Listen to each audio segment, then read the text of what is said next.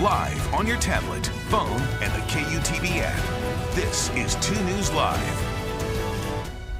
Thanks for joining us on 2 News Live. I'm Brian Schnee. It is Tuesday, May 30th. Can you imagine what we're talking about today, huh?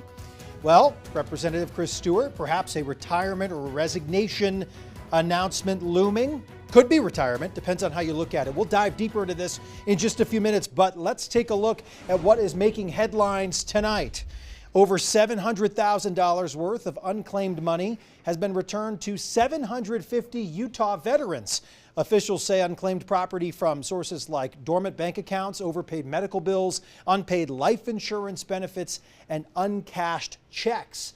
That's where the money's coming from. Salt Lake Police investigating a possible drowning along the Jordan River. It happened at the Jordan River Trail near 5th North. First responders say they provided emergency services. They were unable to save the person's life. That happened last night. Also making headlines today, we're getting a better look at another side effect of our record-setting winter, damaging avalanches. We've seen the snow come down, but what does it look like afterwards? In Little Cottonwood Canyon, thousands of trees have been flattened and structures like bathrooms in campgrounds have been destroyed. The video is spectacular. As we go in depth tonight, you can always get in touch with us throughout the show. Use the hashtag 2NewsLive. You can join our conversation on any and most social media platforms, Facebook, Twitter, Instagram. You can send me a direct message on any of those platforms to weigh in.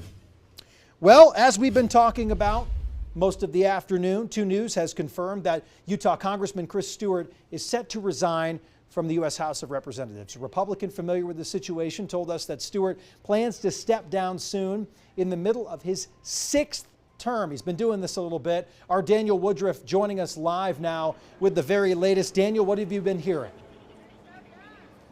Well, the Republican who was familiar with this situation told me that he did hear firsthand that Chris Stewart is resigning from Congress. The timing of all this is unclear at this point. We've been watching, waiting, refreshing Twitter all day to see when he might make that announcement. The Salt Lake Tribune first reported the story. They reported that the announcement could come very soon, potentially even this week, but nobody yet has that. Chris Stewart has served since 2013. He was elected back in 2012. He currently serves on 2 pretty powerful committees, the Appropriations Committee and then the Select Committee on Intelligence in the House. He's done a lot in that regard. He's certainly been running for re-election every 2 years and hasn't really had an issue running for re-election. In fact, this last go-round, he handily dispatched a Democrat and a Constitution Party candidate despite criticism that he fielded during the campaign about his regular support of former President Donald Trump and his efforts to overturn the 2020 election results. So that was an issue that popped up, but ultimately Chris Stewart very handily defeated the Democrat and the Constitution candidate and won re-election for a 6th term. When he resigns, it will be in the middle of this 6th term, and Governor Spencer Cox will need to call for a special election. Daniel Woodruff with the very latest on this. We've all been refreshing today, Daniel, just trying to figure out what's going to come down here, how soon, and I know you'll always be on top of it for us. Thanks so much. Let's recap this real quick for you. Obviously, some of this coming out today. This was from the Salt Lake Tribune first reporting, and then others followed. We were able to get some of that information as well. There's a number of different pieces to look at this from. We'll continue our team coverage in just a little bit. Let's pull up that graphic to show you at home what we know. This is how things have kind of shaken out throughout the day. So, as we talk about the impacts right now, we don't have any of the graphics to show you just yet, but we did get some of that information confirmed earlier today. The announcement could come as early as this week. A lot of the initial reports are saying this is coming because of a health issue. This is becoming because of something in terms of a family issue. So we're waiting to get all of that confirmed basically from the horse's mouth at this point. And Representative Stewart has been doing this for quite some time, as we have mentioned, since 2013. Let's talk about the impact and the balance of power in Washington. There's already a narrow GOP majority in the House. All 4 Utah representatives in the 118th Congress are Republicans. So right now, these are how the numbers kind of shake out at that national scale, 222 and then 213 for Democrats. This departure would reduce that 5-seat majority in the House. It would really set up a special election here in the state of Utah. This again triggered by the retirement, which per a Utah code, which specifically addresses a midterm vacancy in office. Governor here, Governor Spencer Cox, would have 7 days after that vacancy to issue a proclamation calling a special election. Of course, a lot to unpack here. So did you get our breaking news and breaking push alert on your phone today? We sent it out as soon as we confirmed that Representative Stewart's decision to resign was shared with our newsroom. So to get some breaking updates like this, you can always get them from us. Just use your phone right now and download the 2 News mobile app, and then you can see all of these push alerts as they come to you in real time. So let's roundtable a little bit about this. This is some big news here, of course, in Utah politics. Heidi Hatch is here. I mean, former political reporter, we could call him chief, perhaps. Rod Decker is here. Thanks for being here, Rod. Thank you. What do you both make of this today, the significance of all of this? Well, a representative's resigned. It is not, in the scheme of things, a really big deal. He'll be replaced. He's 1 vote. I should guess this. Some of the viewers say Chris Stewart, and they have to think for a minute to think who he is. Yeah, not everyone knows, but I think that he plays an important role for Utah voters. He sits on, as you mentioned, a couple powerful committees, House Intelligence and also Appropriations. And I think that's a big role for Utah to play, and no matter who gets elected doesn't mean that they'll be able to fill those same shoes again. So I think those are important places, especially since he served in the Air Force for 14 years. He can represent Utahns and our Air Force base here. So whoever takes his place may not be able to do those same things. So I think that's a loss, but like Rod said, he'll be replaced and most likely by another Republican. That's not going to change. Rod, what does this say about a potential shift, though, mentioning maybe some sort of movement from the Democratic side of things? The Democratic chances are small. They're talking now as if they're going to make a real race of it. They're making warlike noises now that Mr. Stewart's leaving. But this district has been the most Democratic in the last few decades of all Utah districts, which is to say, not particularly Democratic. Still, you'd think they'd have a chance, but in 2020, the Republican legislature moved the district in order to fix Jim Matheson, who was the Democratic representative. They did that. He had to move to the 4th district. Since then, the 2nd district, often a Democratic district, has become pretty solidly Republican. Stewart won at last election by 26 points, a big deficit for any Democrat to overcome. Heidi, what are your takeaways from Congressman Stewart's time in office? It's 6 terms, 6+ terms at this point. He's basically been in office since I moved back here to Utah in 2011, not long after that. And I talk to all of our congressional leaders on a fairly regular basis for Connect to Congress, for my podcast. And I would say that he has been the most accessible. If I need a congressman to talk to, he's always willing to come in here. Today. They answer questions. Let's be real, except for today. Yes, today he's obviously working on his own timetable with, it sounds like, some pretty sensitive topics that he has to decide for himself what he's doing. But if I text, if I call, if I need an interview, they're always great about coming in, which should be easier said than done with some of our congressional leaders, but they're not always as accessible as you'd like. He's been great to sit down and answer questions, and I think that's important for our viewers. It's important for voters. And so my takeaway is he's done a good job answering questions to voters here in Utah. Did you have a similar experience with Chris? Yeah, he's a working congressman. He shows up, he comes to the district, he does his job. 2 things he's pushed. Before Donald Trump was elected in 2016, he was very critical of Donald Trump.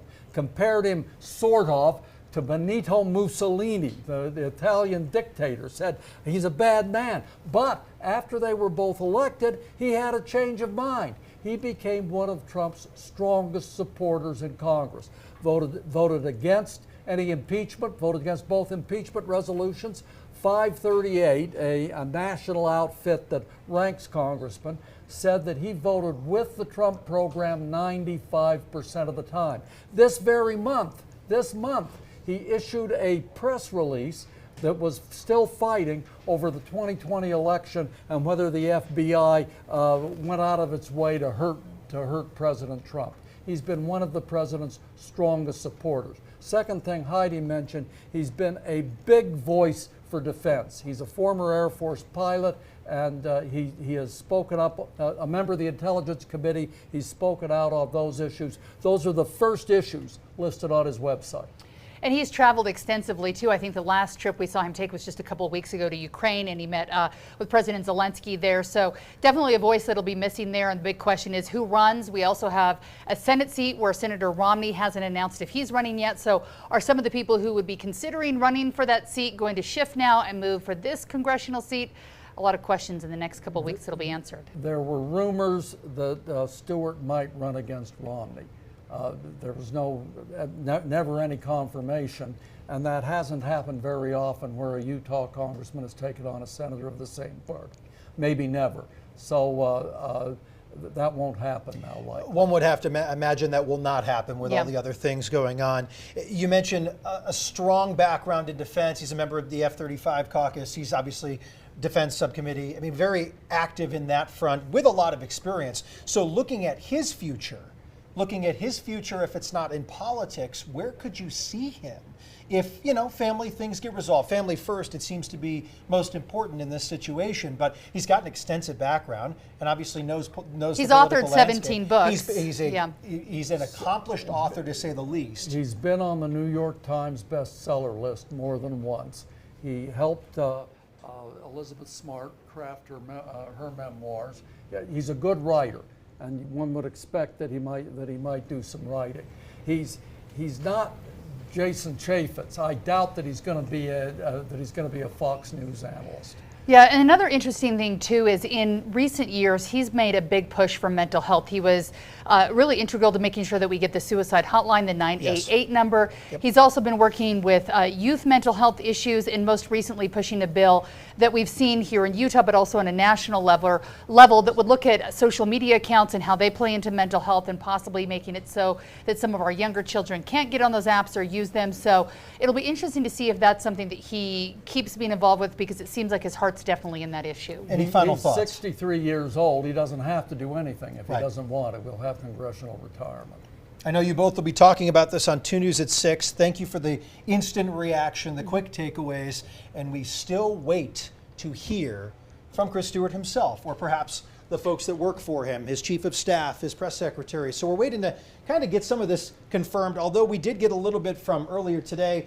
Thank you, Rod. Thank you, Heidi, for the insight. And again, you'll hear from both of them coming up on the television tonight, 2 News at 6 o'clock. I did speak with Chris Stewart just a few weeks ago on this very program. He did touch on the mental health caucus that he's a part of, his accomplishments of being part of that initial writing of the 988 scripture, basically, to make that get up and running. And as we near the end of May, this is the end of Mental Health Awareness Month, something that he was very surprised he ended up really taking such a stronghold in when he got into Congress. We'll continue to talk more about this, of course, throughout the evening, but also in the coming days when we learn more. Let's get to our forecast. Meteorologist Chase Thomason is here. There's some active stuff going up on your radar, of course.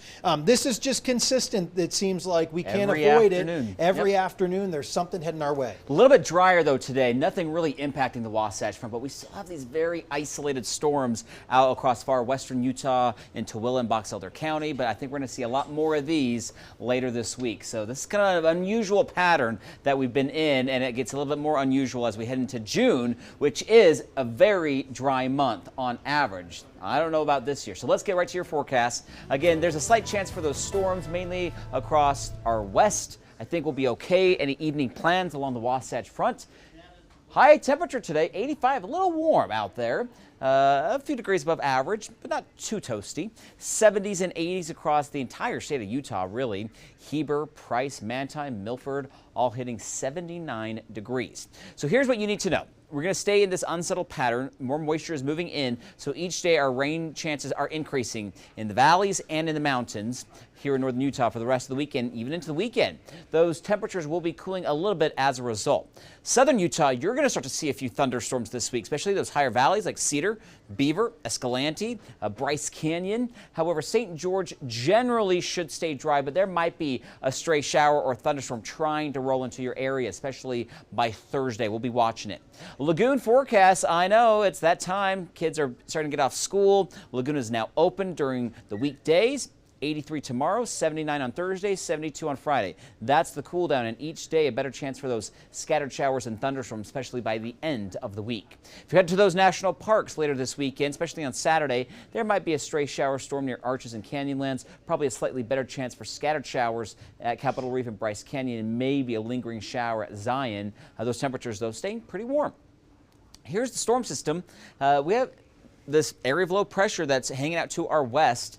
And as it gets closer, it's going to draw or grab that moisture and move it into western and northern Utah starting tomorrow. And you'll see this on Future Track. So dry generally for tonight. Now tomorrow, you'll see near the spine of the state, we'll see those scattered storms going up in the mountains, and a few will try to drift into the valleys. Can't rule out some gusty winds coming out of some of these showers for tomorrow. There's not a ton of moisture to work with. Better chance for some wetting rains, though, and it'll be scattered on Thursday here along the Wasatch Front, especially on Friday. That might be our wettest days. And you'll see even in the mountains of southern Utah, we'll see a couple of those showers and storms, but Friday looks dry in St. George. So St. George, 85 tomorrow. That's below normal. 87 on Thursday. Friday, 89, and then we're heating back up into the 90s over the weekend with those overnight lows staying pretty mild in the 60s.